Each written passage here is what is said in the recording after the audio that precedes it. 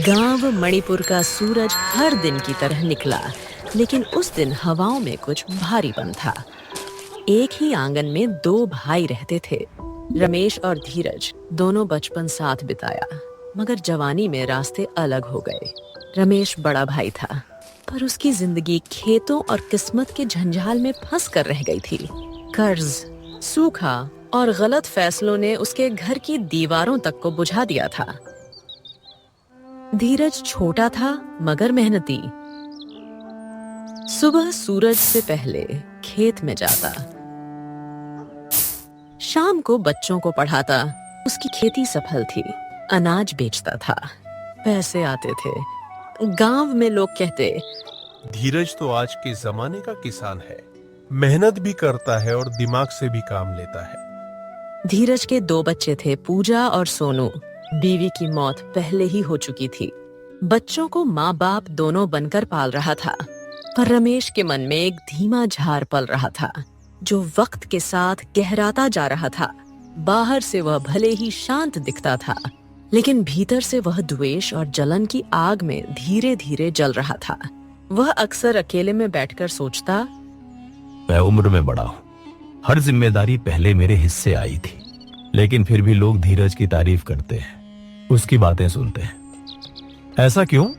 संपत्ति तो बराबर बंटी थी, खेत भी वही है, घर भी एक ही छत के नीचे है, फिर भी पैसा और इज्जत सिर्फ उसी के पास क्यों है? गांव में कोई भी परेशानी हो, लोग दौड़कर धीरज के पास क्यों जाते हैं? मैं क्या किसी काम का नहीं हूँ? उसके मन में धीरे धीरे एक तुलना घर कर गई थी, एक कड़वाहट जो हर बार धीरज की तरक्की देखकर और भी तीखी हो जाती थी। वह खुद से पूछता, क्या मेहनत सिर्फ धीरज ने की है? क्या मैं निकम्मा हूँ? नहीं नहीं, मुझे भी कुछ करना होगा, अब और नहीं सहा जाएगा। रातों को वह करवटें बदलता रहता, नींद दूर भागती और धीरज की मुस्कान उसकी आंखों के सामने घूमती रहती। उसकी ईर्ष्या अब केवल सोच तक सीमित नहीं रही थी, वह अब उसके व्यवहार में भी उतरने लगी थी। अंदर ही अंदर वह जलने लगा। उसकी पत्नी लक्ष्मी ने भी ताना मारा, तुम्हारा भाई तो अपने बच्चों को शहर पढ़ाने की सोच रहा है और हमारे बच्चे 2 वक्त की रोटी के लिए तरसते हैं। क्या इसी दिन के लिए तुमने मुझसे शादी की थी? कुछ संपत्ति का बंटवारा नहीं हुआ था, पर रमेश मन ही मन उसे अपना हक मान चुका था। फिर एक दिन वो हादसा हुआ। खेत में काम करते वक्त धीरज को सांप ने काट लिया। गांव में गाड़ी नहीं थी और रमेश ने गाड़ी देने से इनकार कर दिया। गाड़ी में तेल नहीं है और कौन जाने ये बहाना है या असली, मुझे माफ कीजिए, पर मैं अपनी गाड़ी नहीं दे सकता। धीरज मुझसे जलता है, कहीं जलन से मेरी गाड़ी किसी तालाब में ना फेंका है। मैं अपनी गाड़ी के साथ कोई खतरा मुद्दा नहीं ले सकता। धीरज तड़पता रहा, बच्चों की पुकार गूंजती रही और वह चल बसा।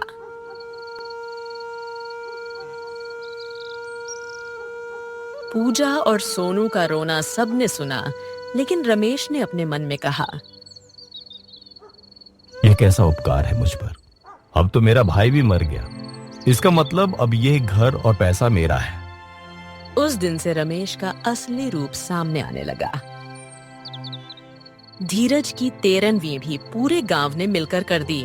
लोगों की आंखों में पानी था, मगर रमेश की आंखों में लालच। पूजा और सोनू बस एक दूसरे का सहारा थे।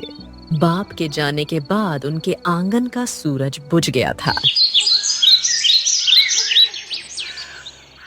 धीरज के जाने के कुछ ही दिन बाद रमेश ने अपने असली इरादे दिखाने शुरू कर दिए। एक रात जब दोनों बच्चे माँ की पुरानी रजाई में लिपटे हुए सो रहे थे, रमेश दरवाजे के पास बैठा था।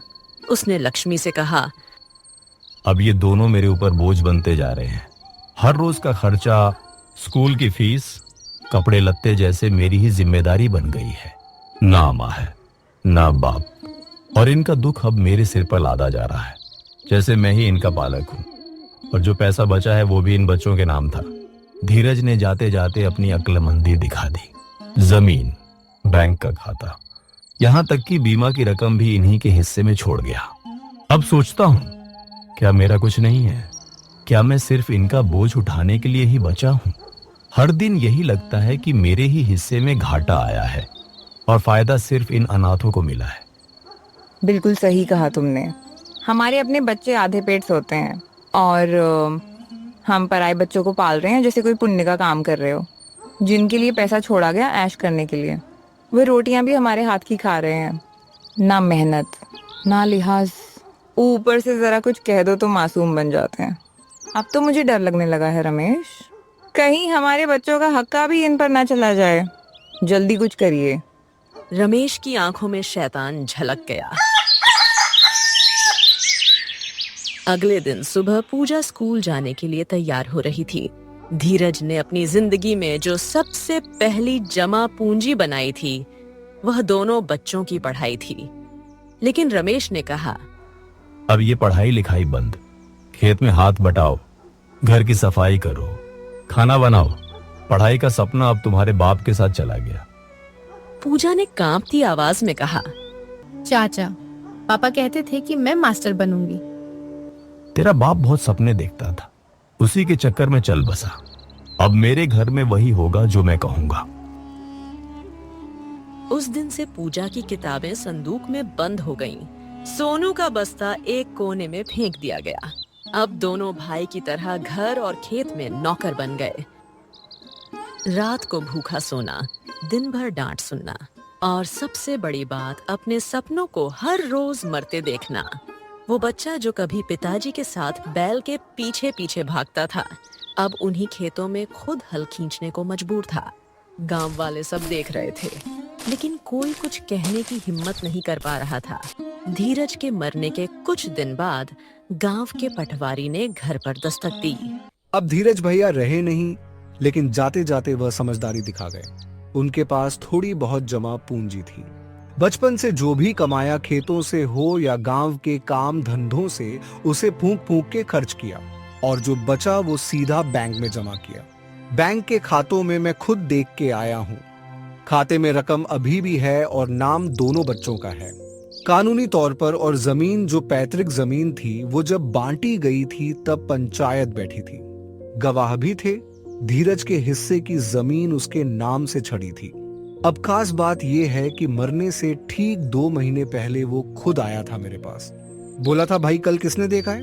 मैं चाहता हूं कि मेरे बाद मेरे बच्चे भूखे ना रहे। उसने लिखवा कर दे दिया, अगर मुझे कुछ हो जाए तो मेरी सारी संपत्ति मेरे बेटा बेटी के नाम होगी। वो दस्तखत भी है, मोहर भी लगी है और पंचों की मौजूदगी में यह सब हुआ। अब ऐसे में जो बचा है, चाहे वह पैसा हो या जमीन, कानूनन और पंचायतन दोनों लिहाज से वह बच्चों का हक बनता है और वही आज के दिन उसके असली वारिस हैं। अब इसमें ना मेरी मर्जी है ना किसी और की। जो लिखा है वही सच है भैया। रमेश के चेहरे पर पहले तो झटका लगा, लेकिन अगले ही पल उसकी आंखों में शातिर चमक आ गई। अरे हाँ, हैं तो मेरे ही बच्चे, जैसे सब कुछ मैं ही संभाल लूंगा। देखिए पटवारी जी, अभी बच्चे छोटे हैं, कहीं धोखाधड़ी ना हो जाए, इसलिए सारे कागज मुझे दे दीजिए। पटवारी ने बिना ज्यादा सोच विचार के दस्तावेज रमेश को सौंप दिए। रमेश ने उन कागजों को संदूक में बंद कर दिया, ठीक वैसे ही जैसे उसने पूजा और सोनू के सपनों को बंद किया था। अब उसकी नजर उन पैसों पर थी जो धीरज ने बच्चों के नाम बचा कर रखे थे।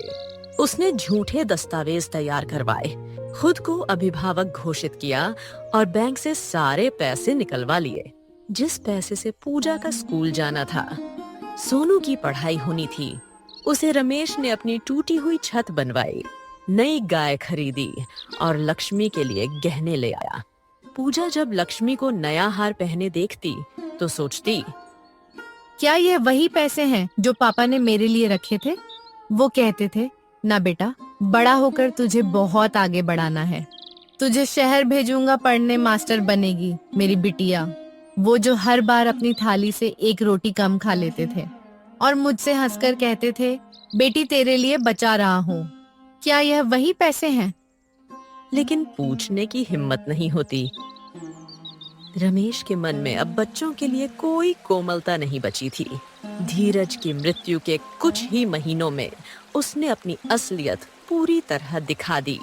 पूजा दिन भर घर की सफाई करती, रोटियां सेकती और फिर खेत में काम भी करती।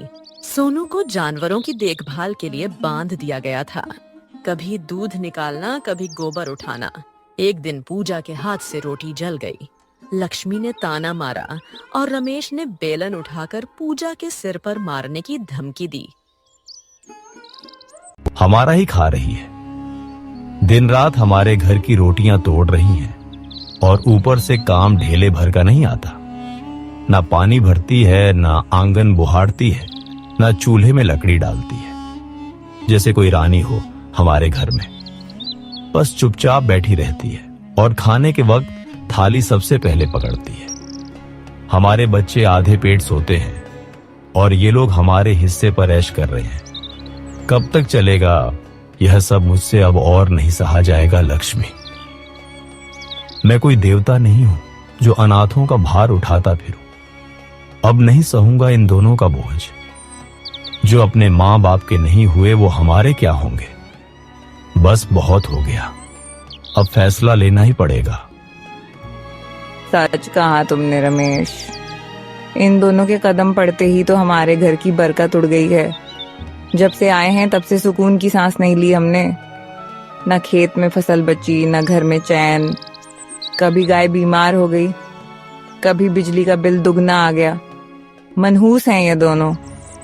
हाँ, मैं कहती हूँ मनहूस हैं। इनके साथ तो खुद धीरज भी चैन से नहीं रहा और अब हमारे सिर पर ये दो परछाइयां बनकर मंडरा रहे हैं। हमारे बच्चे तो भूखे पेट सो जाते हैं, लेकिन ये हर चीज में पहले नंबर पर बैठे होते हैं।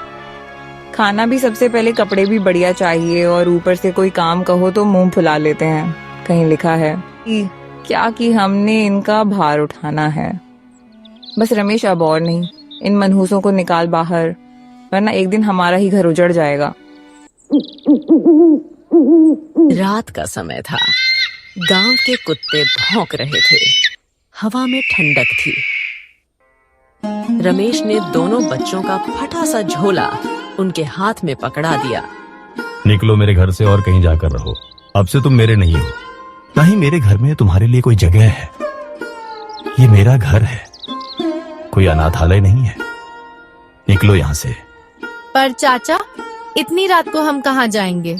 हम तो आपके सिवा किसी को जानते भी नहीं हैं। अगर पिताजी होते तो हमारे साथ ऐसा कभी होने नहीं देते।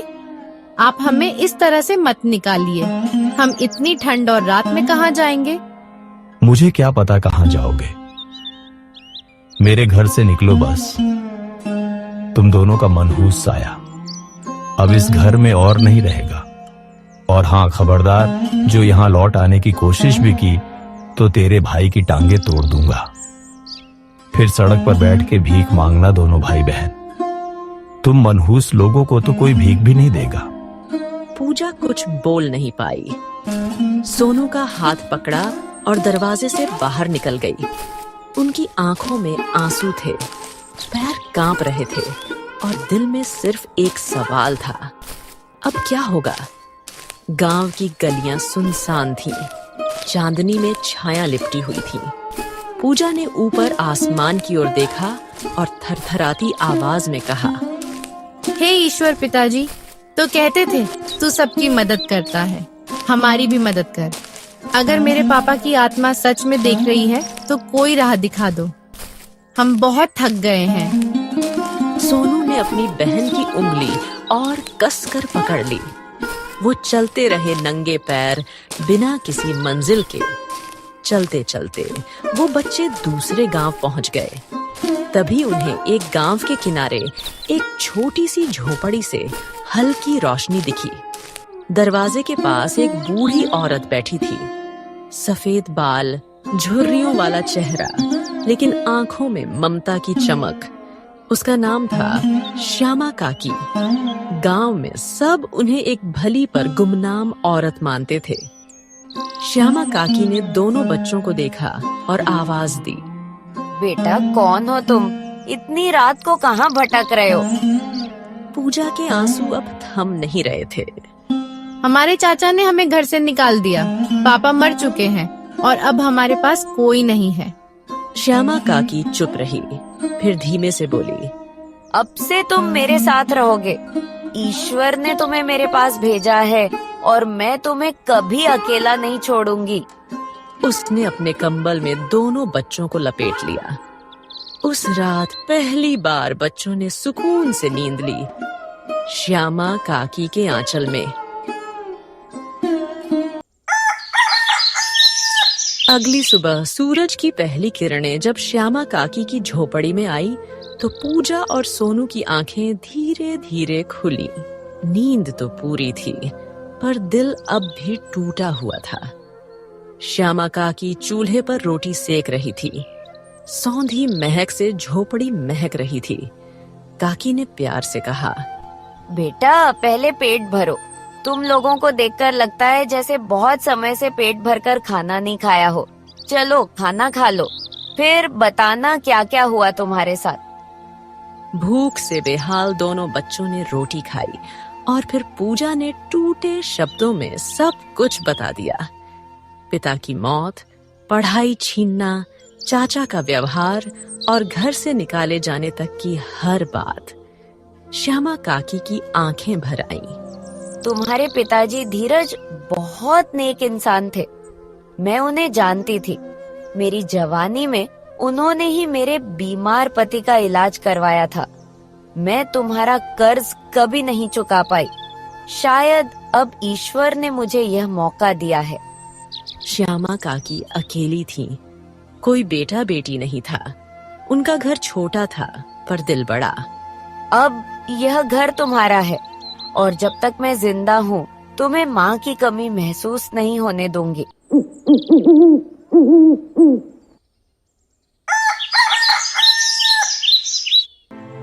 गांव वालों के पूछने पर रमेश ने सबसे झूठ कहा कि बच्चे अपने मामा के यहाँ गए हैं और अब वहीं रहेंगे। उनके पास जितनी भी संपत्ति थी सब धीरज ने उसके नाम पर कर दी थी। उसने गांव वालों को नकली कागजात भी दिखाई।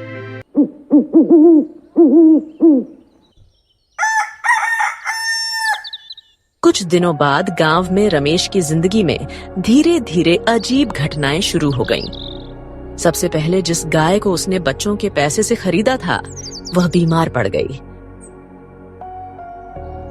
फिर उसका खेत बर्बाद होने लगा। बारिश की मार, फसलें सड़ने लगीं। लक्ष्मी बीमार रहने लगी। डॉक्टर बोले तनाव और चिंता से हालत बिगड़ रही है। रमेश को समझ नहीं आ रहा था कि अचानक सब कुछ उल्टा क्यों हो रहा है। रात को वह बेचैन हो उठता। उसे लगता जैसे कोई छाया उसके आसपास है, जैसे धीरज की आत्मा उसे ताक रही हो। बिना माँ बाप के बच्चों को रातों रात कैसे मासा मासी के यहाँ छोड़ दिया। मुझे तो लगता है रात में बच्चों को घर से निकाल दिया होगा। यह तो बहुत बड़ा पाप है। ईश्वर सब देख रहे हैं। गांव वाले भी अब उससे कटने लगे थे।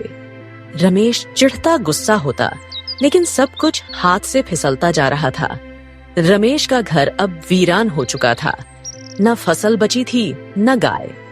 गांव वाले भी अब उससे बात करने से कतराते थे। लक्ष्मी की तबीयत और बिगड़ने लगी थी। वह कमजोर थकी थकी सी रहने लगी थी। रमेश के अंदर जो शांति कभी थी अब वह खो चुकी थी।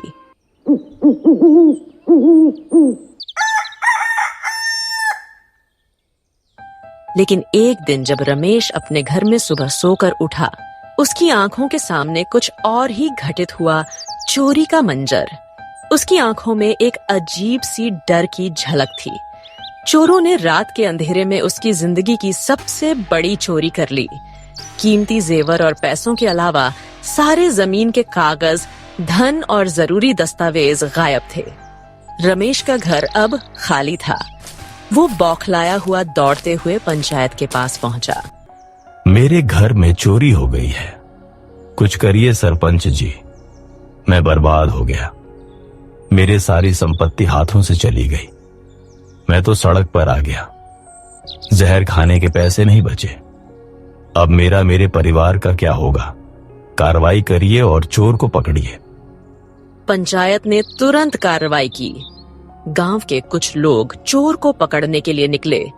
कुछ घंटों बाद एक चोर को पकड़ लिया गया और उसके पास से जो कागजात मिले उन्होंने सभी को हैरान कर दिया।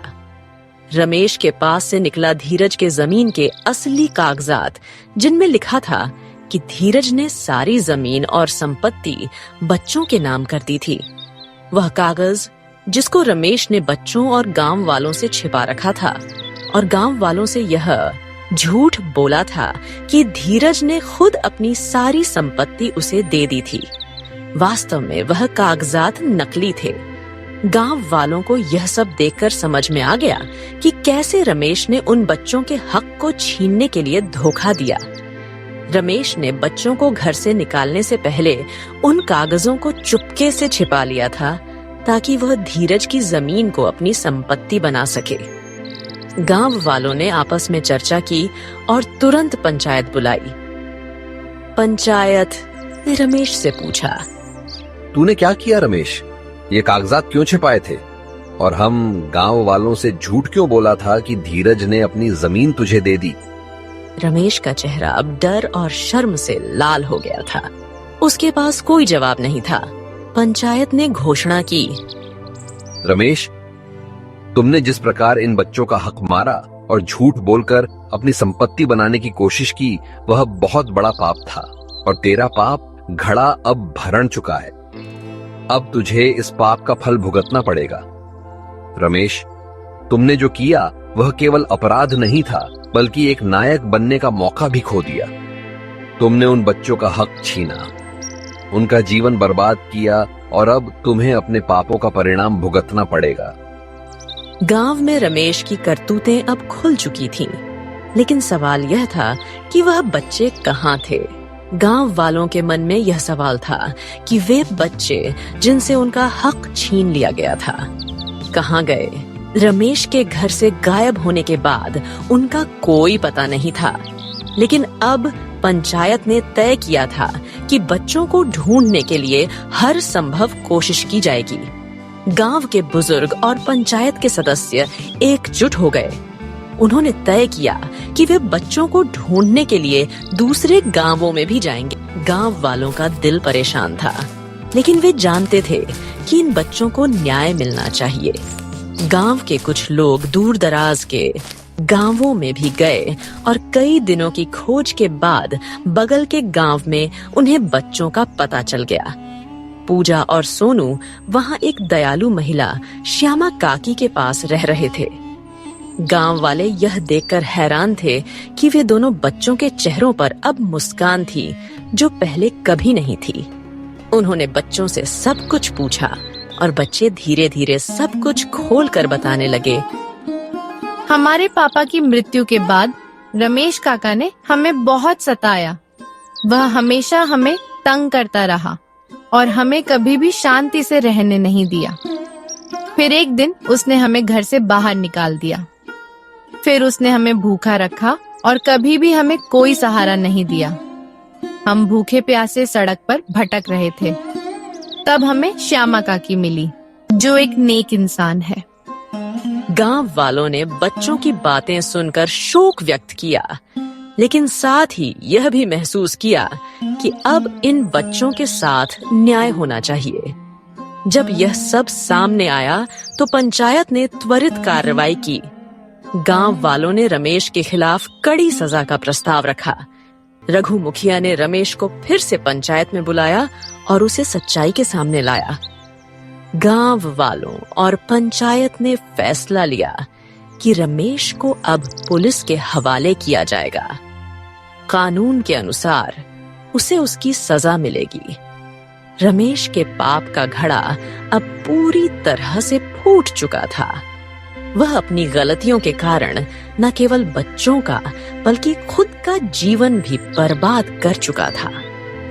और इस कहानी से सबको यह शिक्षा मिली कि सच का साथ कभी नहीं छोड़ना चाहिए, क्योंकि एक दिन सत्य हमेशा जीतता है। रमेश पापों का फल मिला और बच्चों को उनका हक मिल गया। आपके इस कहानी को लेकर क्या विचार है? कमेंट करके बताइए।